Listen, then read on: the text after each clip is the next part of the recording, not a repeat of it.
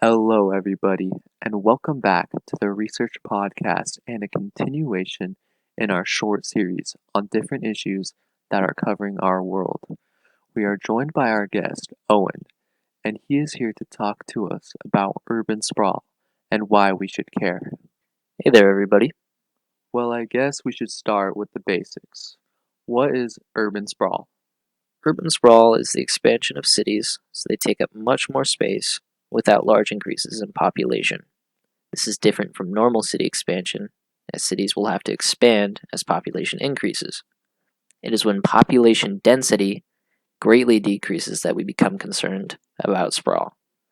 This sprawl is quite easy to spot, as it is characteristically filled by single family homes on large plots of land that extend outside of cities. These are often called suburbs. Sounds like the perfect life to live.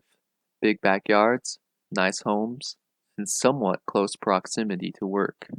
While there are plenty of great things about this lifestyle, it can be quite damaging to our communities and the environment. How so? Well, you mentioned a close proximity to work, which is correct, but this is likely only possible due to the massive highway systems created. According to the Federal Highway Administration, billions of dollars have been spent creating these roadways over the years. This dollar figure will also increase as highways need to be maintained and will likely need to be expanded as population increases. These highways are also prone to traffic at typical commute times. In 2011, congestion caused 5.5 billion hours of delay in the United States. By promoting a society in which primarily cars are used for transportation, we are promoting increased emissions and time waste. Increased time on the road will mean cars are emitting more greenhouse gases. In 2021, transportation accounted for 37% of greenhouse gas emissions from the United States. Wow, I hadn't seen the impact of cars on our living situation before. Our homes are also taking up much more space and providing housing for less people. This drastically decreases population density, requiring additional resources to construct. These homes need to be supported by business and infrastructure. Many people do not want to travel far for their needs, so these institutions need to be built more frequently for less people compared to typical city living.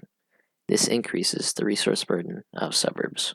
So, what can be done to help alleviate some of these problems? Well, a few things can be done.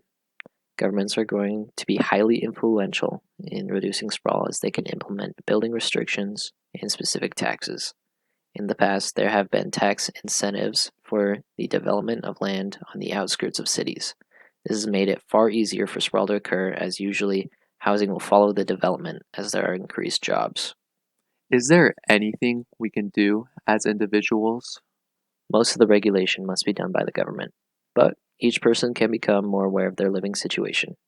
We may recognize that our living situations change, and we don't need as big of a home with less people in the house. As children leave the house, the parents are taking up just as much space as before with even less people, continuing to decrease population density. As children grow up and move out, they may find it more reasonable to live in the city as distances become more walkable and there won't be as much strain on resources. Thank you so much for the advice and insight into urban sprawl. Come back to the next episode of the Research Podcast to explore our next topic.